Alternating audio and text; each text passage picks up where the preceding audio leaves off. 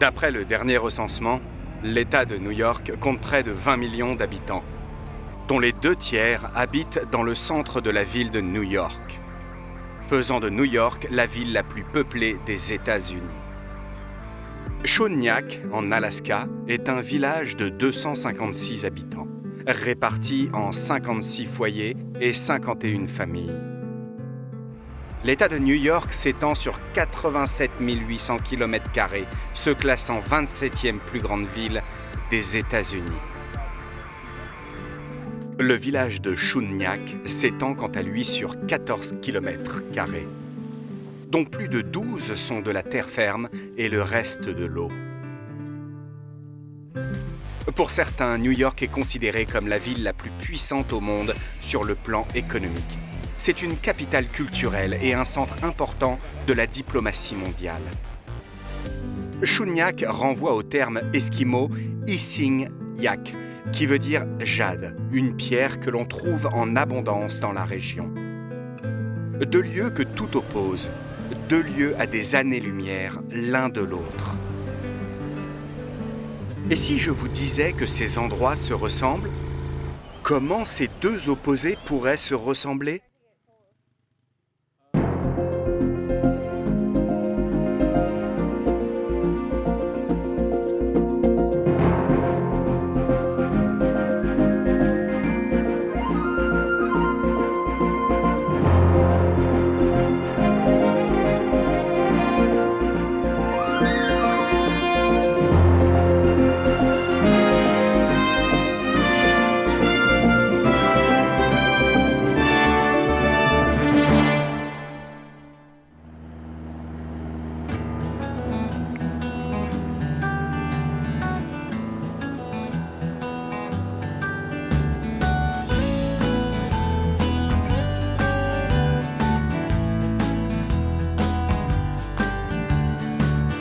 Alaska.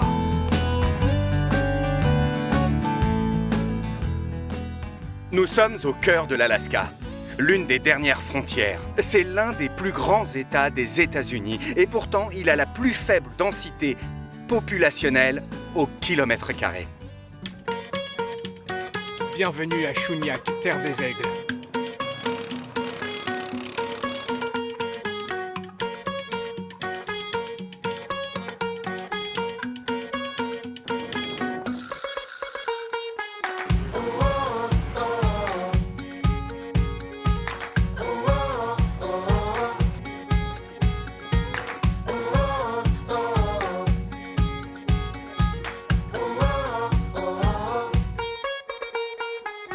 Shoniak se trouve dans la région arctique nord-ouest, une zone très reculée, complètement déconnectée des routes des villages voisins.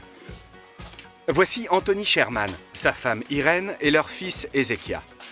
Tony s'est installé à Shoniak pour occuper un poste au sein de la mission proposée par la conférence d'Alaska. Ma femme et moi sommes venus à Shoniak, car c'est là que Dieu avait besoin de nous. Nous avions enseigné le catéchisme ici un moment et nous avons pensé que quelqu'un devait s'installer ici et notre cœur nous a inspiré à le faire. Quand la famille Sherman est venue à Shoniak, ils n'avaient pas l'eau courante et ils n'avaient qu'un poêle à bois pour chauffer leur maison. Les 3 premières semaines, ils vécurent dans la petite église, puis ils se sont installés dans la salle sociale juste à côté. Le plus difficile, c'est de vivre au milieu de nulle part. Quand on ne connaît personne, enfin, on connaît ses voisins, mais quand on n'a pas d'amis et quand on ne peut pas juste partir quand ça nous chante. Par exemple, je ne peux pas aller voir ma famille aux Philippines quand je voudrais parce que, vous savez, c'est trop cher de voyager aussi loin. Certaines difficultés que l'on doit affronter sont, vous savez, l'organisation, le climat, les différends qui existent dans le village. Mais j'ai mon mari et mon fils et j'ai Dieu à mes côtés, alors...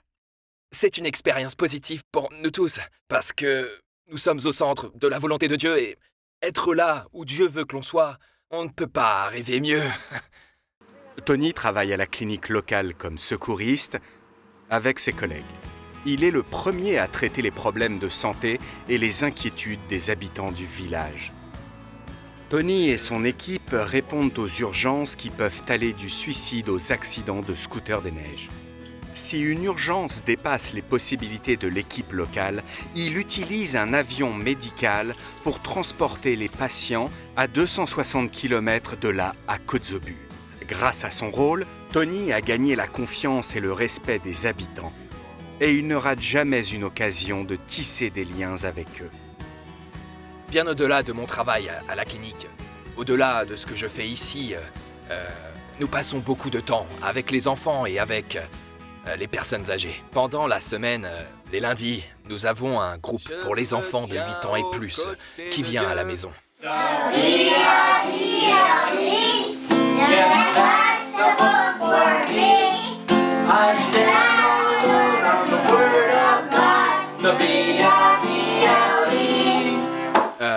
Les mardis et les mercredis soirs, nous essayons toujours de nous rendre chez les autres habitants.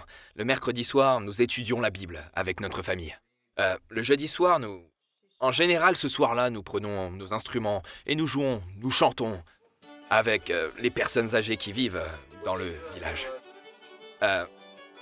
Qu'est-ce que nous faisons d'autre? Le sabbat. Nous faisons l'école du sabbat vous voyez, l'école pour les petits. Nous aimerions aussi le faire pour les adultes.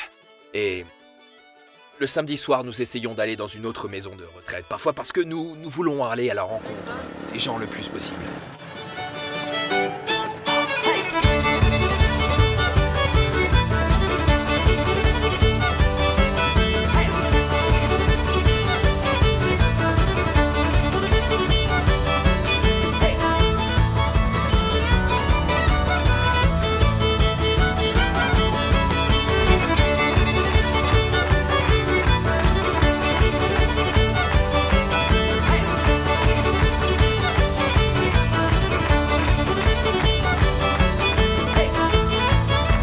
Dieu est génial.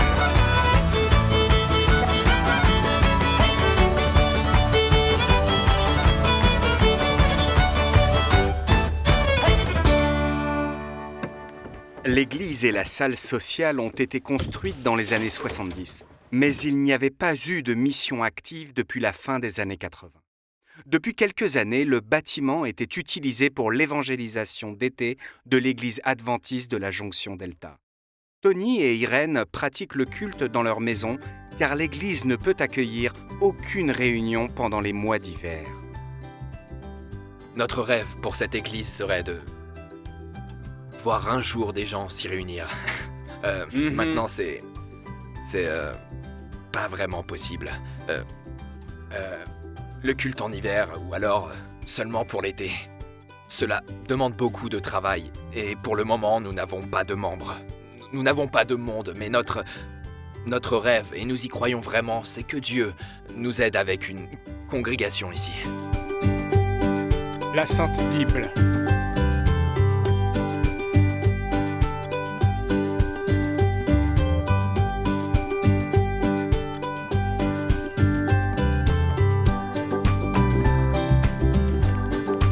Tony Sherman Beringer Chuniak.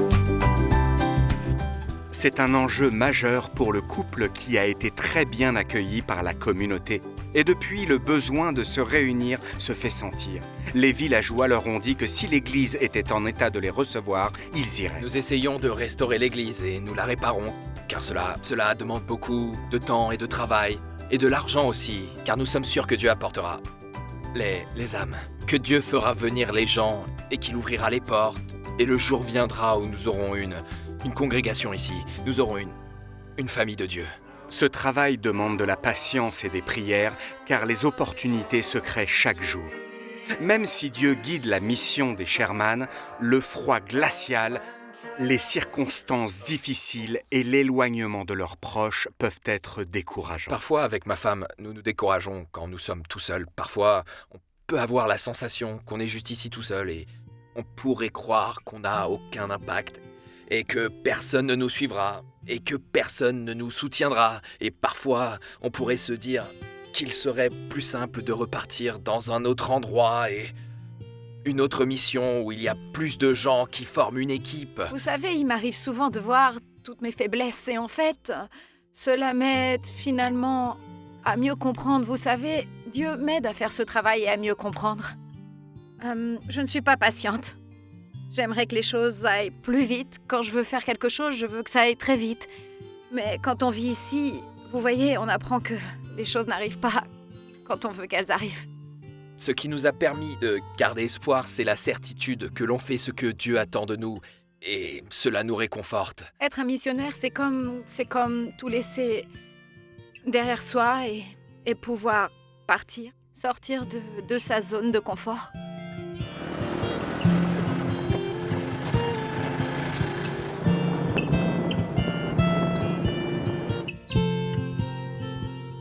Jade, comment ça va aujourd'hui?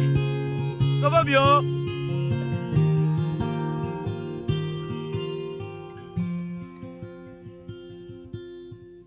Ici, le froid de l'eau, le froid des icebergs, me rappelle parfois le froid que l'on ressent dans son cœur quand on se sent seul, séparé de Dieu.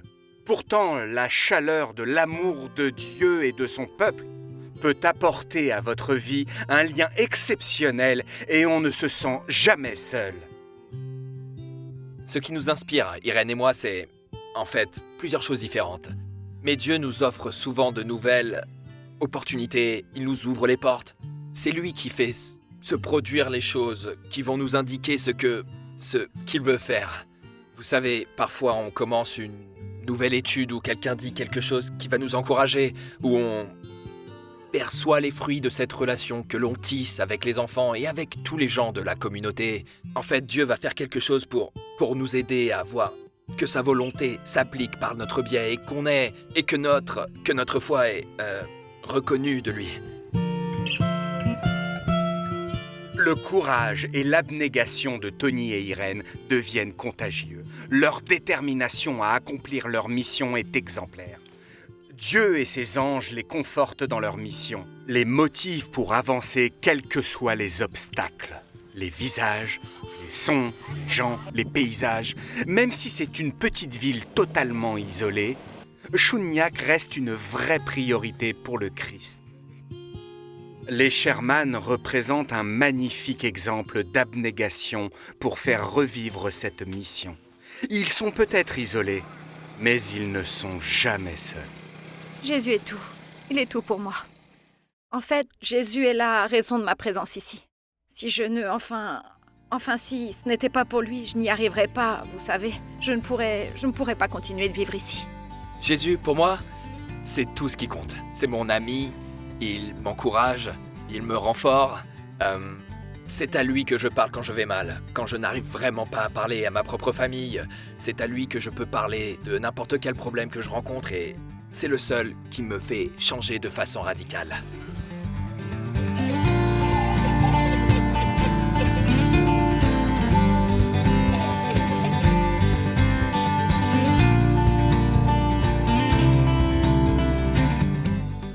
Regardez cette splendeur, le glacier, les icebergs, l'eau, les montagnes.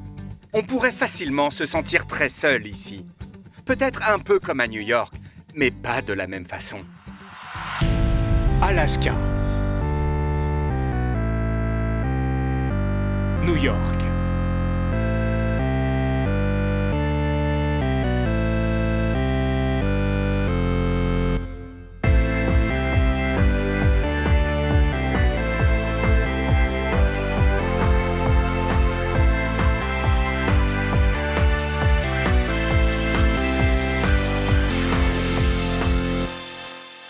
Nous sommes à Times Square. Quel contraste entre l'Alaska et New York.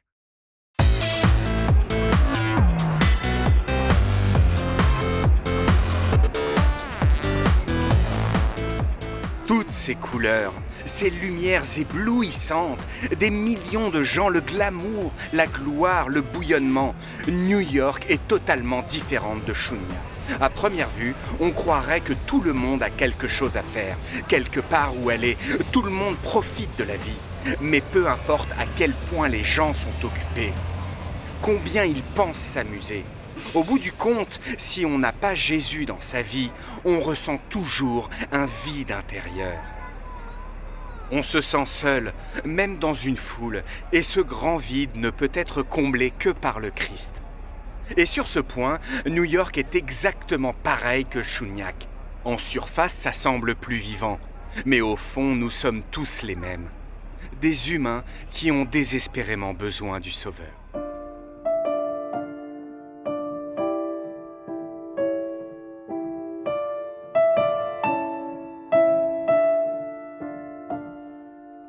C'est le défi qu'a dû relever la division nord-américaine. Comment atteindre des âmes si chères pour le Christ dans un lieu isolé comme Shuniak? Et comment les toucher dans un lieu aussi bouillonnant et vivant que la ville de New York? Ce grand défi de toucher ces villes est devenu une question centrale pour l'Église au niveau mondial. Et New York est une sorte de symbole.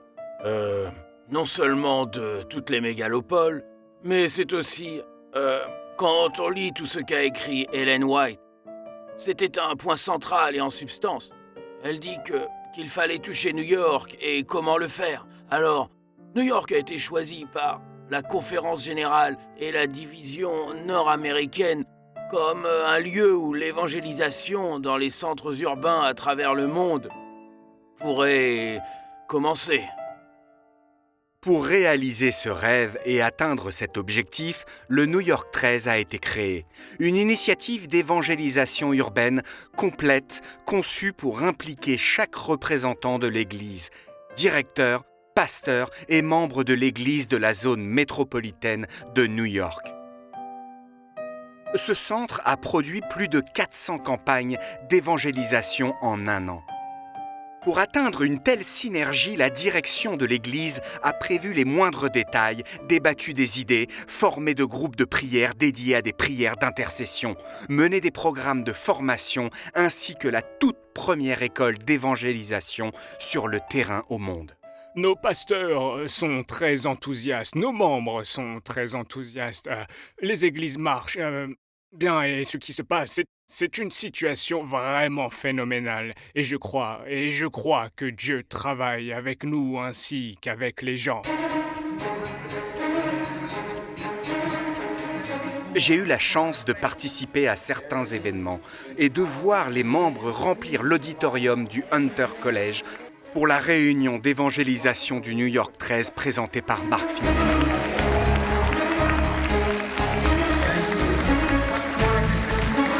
Il existe de nombreuses façons de vous impliquer. L'une d'elles est bien sûr d'aller voir votre pasteur et de lui dire « Pasteur, nous voulons être sûrs que notre Église participe à New York 13. »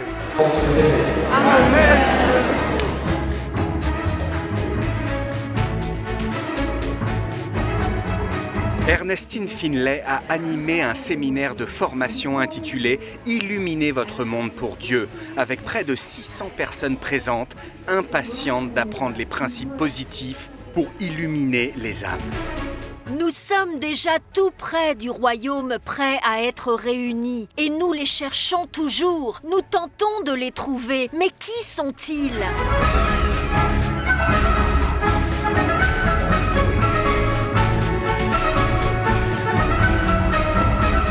Ces gens étaient très fortement liés au Christ et leur passion à témoigner a fait la différence à New York.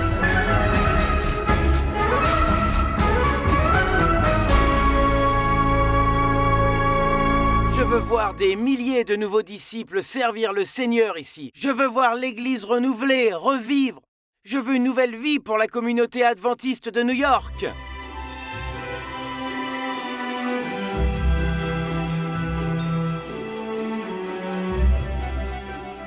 Pour la toute première fois, une école d'évangélisation internationale de terrain a été organisée avec des professeurs spécialisés venant d'universités adventistes. L'initiative a été menée à l'église luso-brésilienne dans le Queens et consistait en des cours pratiques et des séminaires explorant les principes bibliques de l'évangélisme urbain dans le contexte des grandes villes de ce monde, ainsi que les outils nécessaires pour adopter une approche évangélique urbaine complète sur leur propre territoire. Les cours se tenaient le matin pendant plusieurs jours et le soir, la plupart des participants faisaient la pratique d'évangélisation dans les églises du quartier de New York et du New Jersey.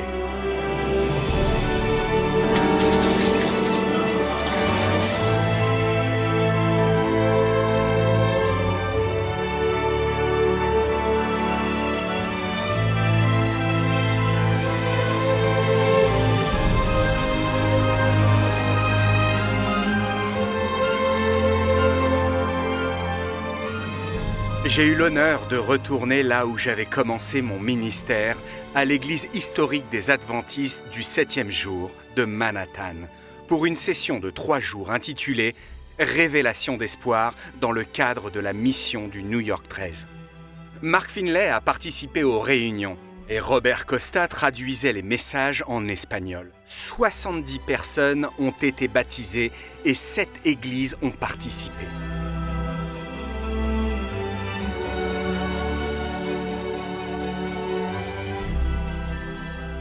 Les jeunes de l'initiative One Year Mission ont développé une méthode créative d'évangélisation, étendant son engagement pour la communauté à l'enseignement de l'anglais comme langue étrangère. Toute l'équipe a développé le projet, oui.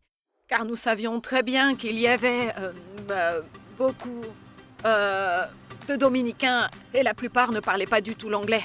Alors on a essayé de les aider en proposant une chose dont ils avaient vraiment besoin. Donc c'est pour cela qu'on a créé les cours d'anglais langue étrangère pour la communauté locale. Les cours sont super pour moi. Je suis ravie. Je suis des cours dans ma communauté et ça m'aide beaucoup pour parler correctement anglais. Le Seigneur la donné. La plupart de ces gens sont des immigrés. Et on comprend très bien les raisons qui les ont menés ici et les obstacles qu'ils ont surmontés pour communiquer avec toutes les personnes qui les entourent. C'est vraiment une difficulté pour eux. Alors pouvoir les aider pour s'en sortir, c'est une bénédiction. Le cours est maintenant terminé. C'est le dernier et demain, nous commençons une croisade d'évangélisation en ville sur la 11e rue. Alors, nous les avons tous invités officiellement à cette croisade en le présentant comme une mise en pratique des cours d'anglais, puisque cela se fera en anglais et puis aussi en espagnol. Nous les avons tous invités à venir, vous voyez, pour avoir des places spéciales et pour pouvoir pratiquer leur anglais. Pour grand-mère! Le département de la santé de la division nord-américaine a également organisé un séminaire. Cela a donné l'opportunité aux dirigeants de l'Église de se former aux principes de la santé et d'apprendre à mener des programmes de santé dans les églises et les communautés autour de New York. Merci Seigneur pour les ressources fantastiques que ce sommet a donné à notre peuple. Ils sont venus de partout, ils sont venus depuis l'autre bout du pays.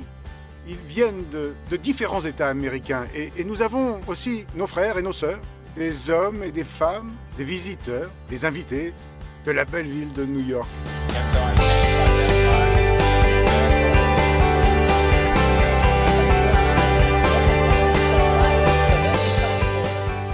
La direction de New York 13 a décidé de répondre aux besoins de la communauté et d'aider pour les questions de santé. Bouger aujourd'hui est un événement où les églises, les écoles et les institutions de santé étaient encouragées à organiser des courses, des marches ou des événements sportifs pour les enfants, les jeunes et les familles. L'objectif de cette opération de New York 13 était de travailler avec les gens, de partager la bienveillance, de se faire des amis et de partager un message de santé, d'espoir et de plénitude. Le monde est plein d'incohérences. Et ce n'est pas comme ça que l'on peut... Je pense que ce n'est pas comme ça qu'on veut vivre avec des incohérences. Alors j'ai trouvé que bâtir une relation avec Dieu m'aidera à trouver de la cohérence dans la façon dont je mène ma vie. La grande réunion au mémorial de vétérans de Nassau a enregistré un record de fréquentation. Près de 13 000 personnes ont assisté au service du sabbat. Environ 135 personnes ont été baptisées juste après le service. Je regarde ma vie et je vois un certain vide. Un grand vide qui ne peut pas être comblé par rien. Et pourtant, j'ai essayé, mais je ne trouve pas la paix que je recherche, sauf avec Dieu. Cette paix de vivre, même sans rien avoir, sans même manger, mais avec la paix et le véritable bonheur. Et il n'y a que Dieu qui me fait ressentir que je peux reprendre ma vie en main et être une meilleure personne, une meilleure mère et faire un peu plus pour ce monde. Et ça me rend heureuse.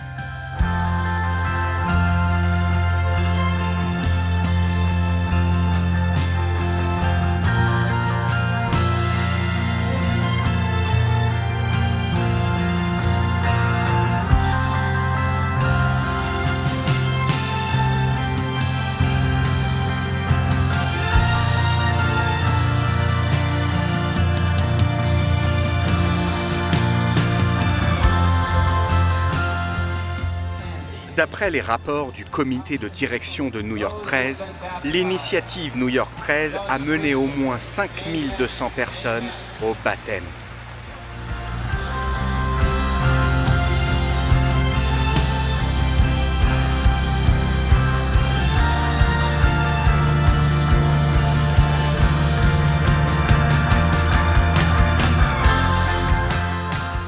Dieu aime les gens, peu importe où ils sont, peu importe leur situation. Ils peuvent être isolés dans un lieu reculé, ils peuvent être seuls dans la foule. Dieu fait remplir ce vide, apporte la plénitude et donne un sens à chaque âme isolée.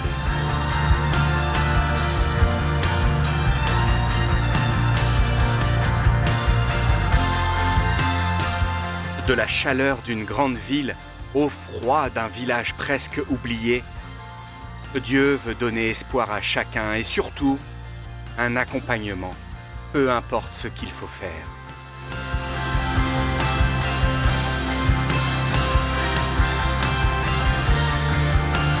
Notre tâche est d'ouvrir notre cœur à Dieu et lui vouer nos vies pour son service. Cela peut être un travail individuel ou impliquer des milliers de personnes. Dieu comblera les vides et fera connaître son message. Il suffit de le vouloir.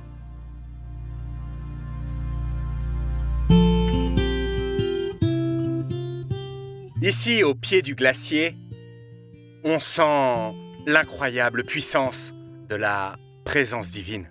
C'est un lieu incroyable. Un lieu où la nature prend sa place et nous montre les signes de Dieu. C'est un décor magique et un sentiment qui nous aide à savoir que Dieu existe, son travail merveilleux et fantastique. Je pense actuellement au psaume 105, les 4 premiers versets. Louez l'Éternel, invoquez son nom, faites connaître parmi les peuples ses hauts faits, chantez, chantez en son honneur, parlez de toutes ses merveilles. Glorifiez-vous de son saint nom, que le cœur de ceux qui cherchent l'Éternel se réjouisse. Ayez recours à l'Éternel et à son appui. Cherchez continuellement sa face. Et bien plus. En un lieu calme et isolé comme celui-ci, on sent la présence de Dieu. Mais peu importe que l'on soit dans une grande ville, dans la campagne, où que l'on soit, on peut chercher la présence de Dieu, et il est là.